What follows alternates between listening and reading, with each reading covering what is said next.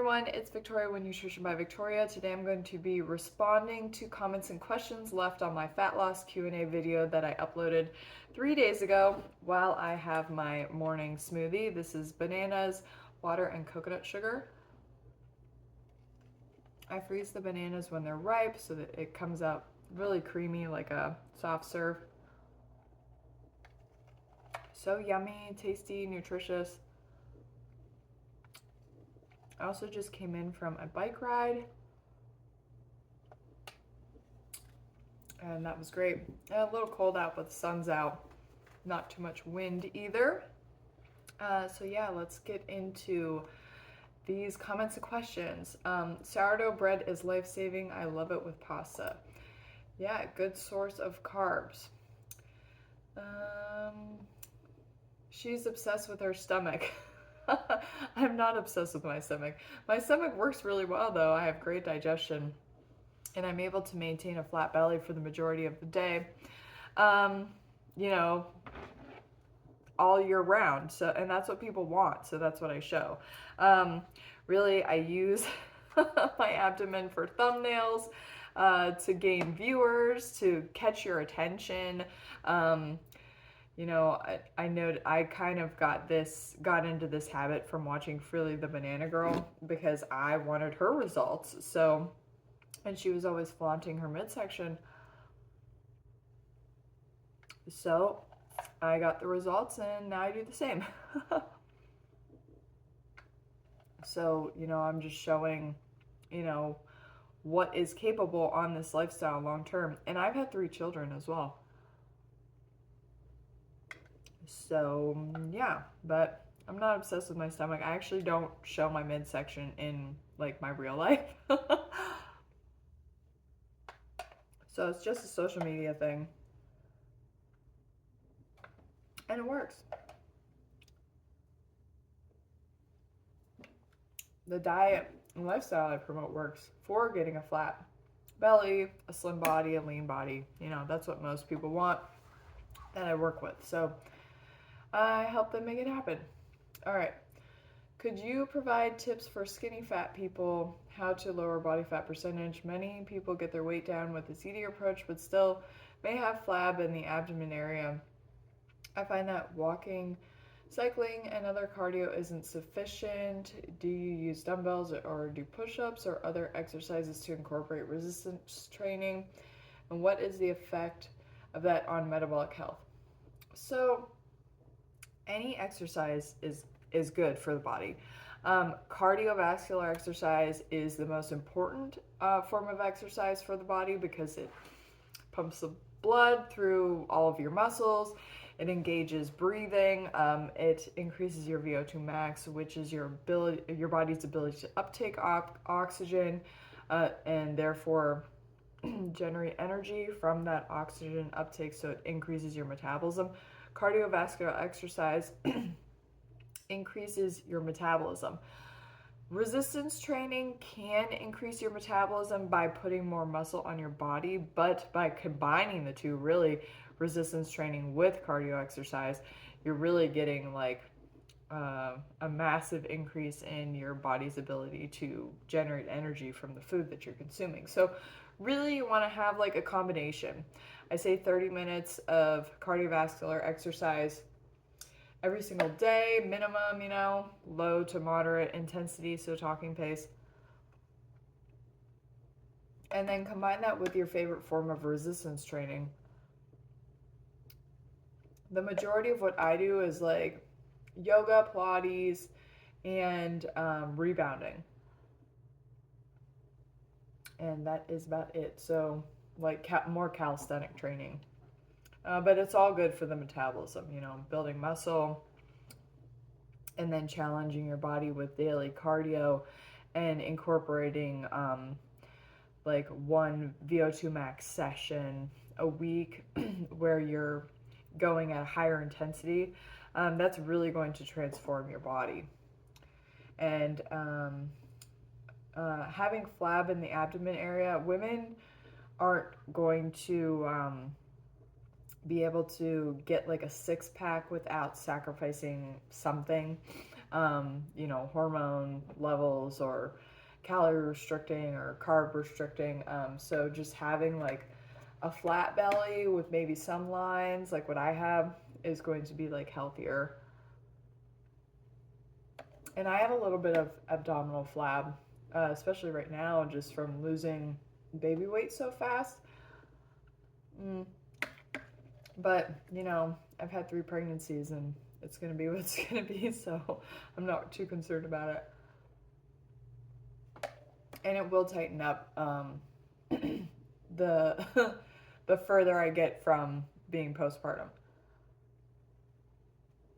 Okay, do you think the single most important unknown fact is dietary fat causes insulin resistance? Yes,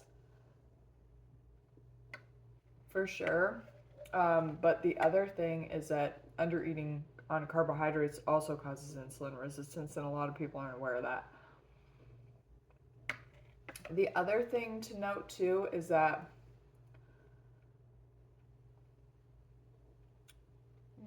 it says fats going to the TCA cycle without sufficient carbs lowers metabolism and primes for insulin resistance. That is true. And that's to encourage fat storage due to famine and also due to decreased action on insulin. Basically, insulin's not working because, you know, there's no carbohydrates coming in. So that's how that works. But what you want to focus on too when it comes to building insulin sensitivity is keeping the diet low in fat, keeping the diet sufficient in carbohydrates, but also eating in a way that encourages blood sugar regulation. So I think that's an aspect that gets neglected. I haven't talked about it so much either. But you want to make sure you're not like just eating refined carbohydrates all day that don't contain fiber, right? So really you want to be combining the two. All the aspects that promote satiety in a meal, right? Or in a food that you're eating, or contains water, fiber, and sugar and carbohydrates. So the diet should contain all 3 of those aspects in order to promote satiety. So that's why I say the foundation of your diet should be like whole foods based, fruits, starches, vegetables, with refined sugar or refined flour products like added in, but not like making up the majority, right? So the majority of your calories should be coming from whole food carbohydrates with refined carbohydrates added as you desire. Okay. High thyroid is bad. It means the metabolism is going way too fast. They call that hyperthyroidism. The theory says that people with faster metabolisms die faster, people with slow metabolisms live longer. So that's not necessarily the case. I mean, in a human, you want to have efficient energy production, right? When you have a slow metabolism, it generally means that you have a form of insulin resistance. When you have a faster metabolism, it means that you're more insulin sensitive. So the transfer of sugar into the cells to generate energy is better. And with the slower metabolism, that transfer of energy from the blood to the cells is slower. So you really want to have an efficient conversion, insulin sensitivity, and that's what translates to like a high metabolism, right? And this diet does not create hyperthyroidism. It just puts your TSH generally within like normal range. And like when it comes to the TSH, usually the lower the number of your TSH, the better, and that translates to the production of thyroid hormones. So you want to not be hypothyroid or hyperthyroid. You want to be normal TSH, normal thyroid hormone production. Okay, it says net carbs or total carbs. Whenever I'm referring to my carbohydrate intake, I'm referring to total carb grams. Do I have to limit my salt? That depends on your blood pressure. So if you have high blood pressure, you'll want to aim for a lower sodium diet, so 1,500 milligrams a day or less. If you don't have an issue with your blood pressure, or if your blood pressure is low, you're going to want to aim for like over 2,000 milligrams of salt a day. So I really use salt like I use sugar. I just go by taste. And I only have salt with my evening starch meal too. And I'd say my salt intake ranges from like anywhere from 1,000 milligrams a day to probably 3,000. And I just took my blood pressure the other day and it was 115/78. So perfect. Okay, which brand of pretzels did you find at Walmart that are fat-free, oil-free? They were rolled gold, right? The fat-free ones. They have like a light blue bag. And then somebody mentioned in this thread about Aldi, the Clancy's pretzel thins are also oil-free as well. And some of the Utz pretzels, the sourdough ones, those can be oil-free.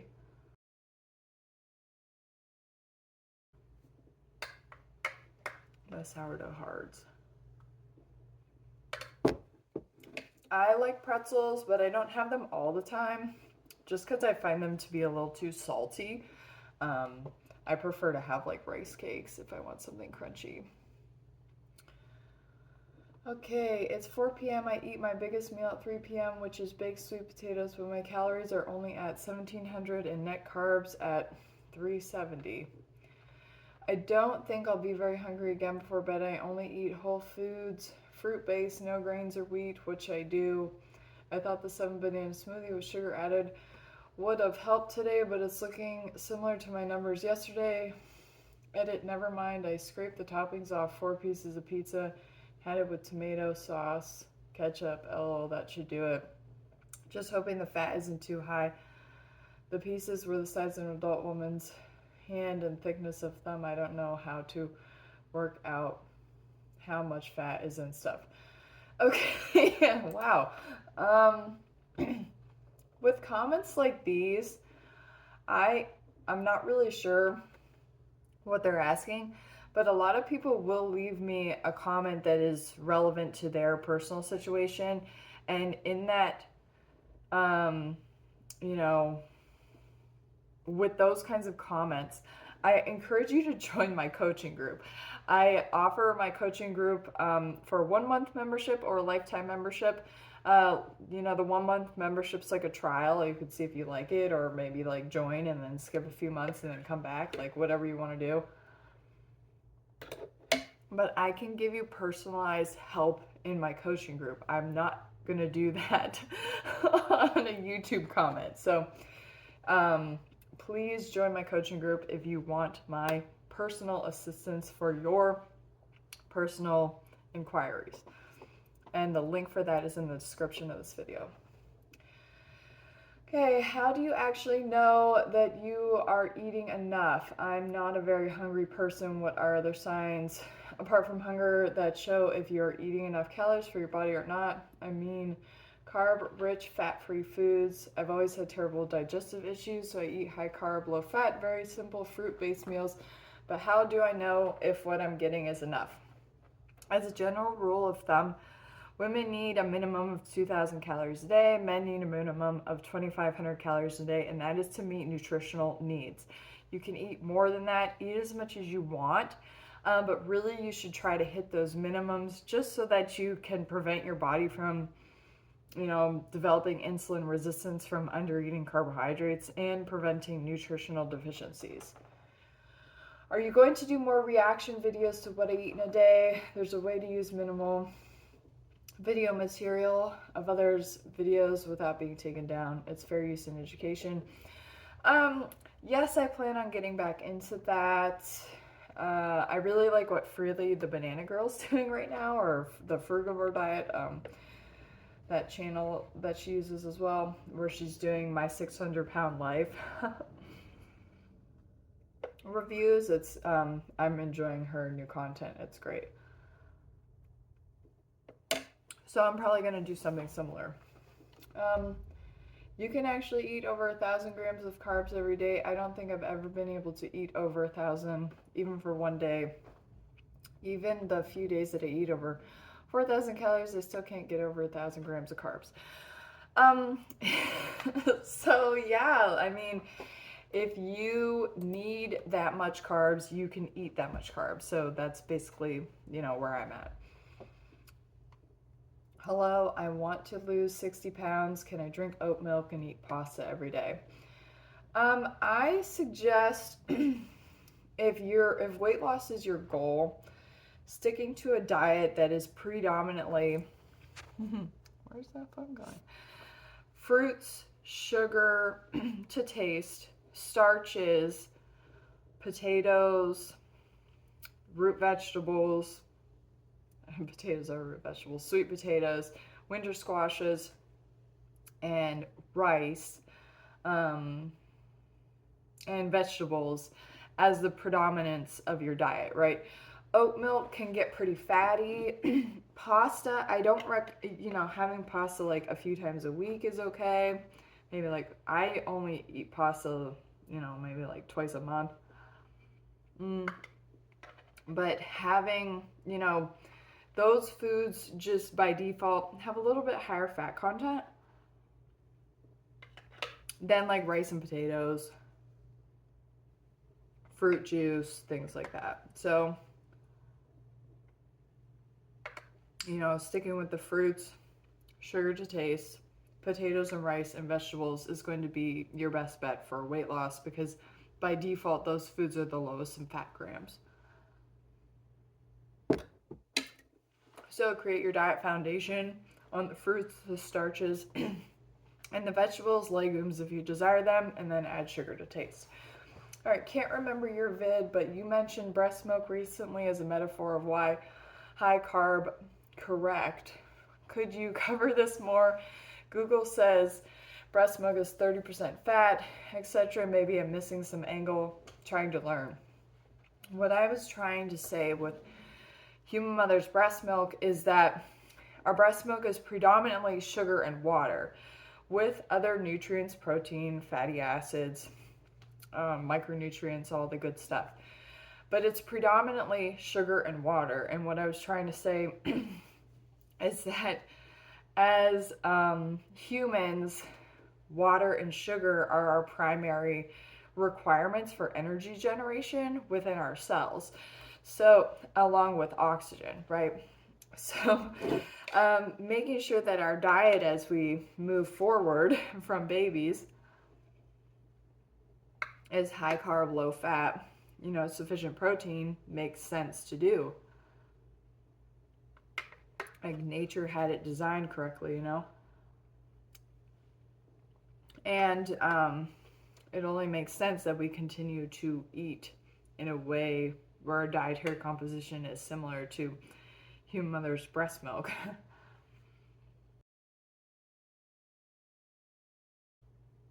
Not going from like human mother's breast milk to like a carnivore diet. Like that doesn't make any sense at all. The people who are on the carnivore diet and then they're feeding their children breast milk, that breast milk's still going to be sweet. Might not be as sweet as somebody who's eating like a high carb diet, but it's still going to be sweet. Even formula, the first ingredient is usually some kind of sugar.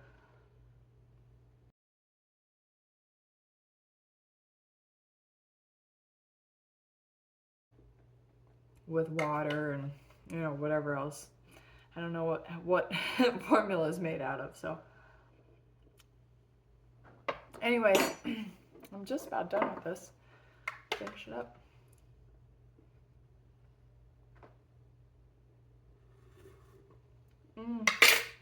So tasty. Okay, that's it for today's video. Leave any comments and questions down below, and I'll see you guys next time. Bye.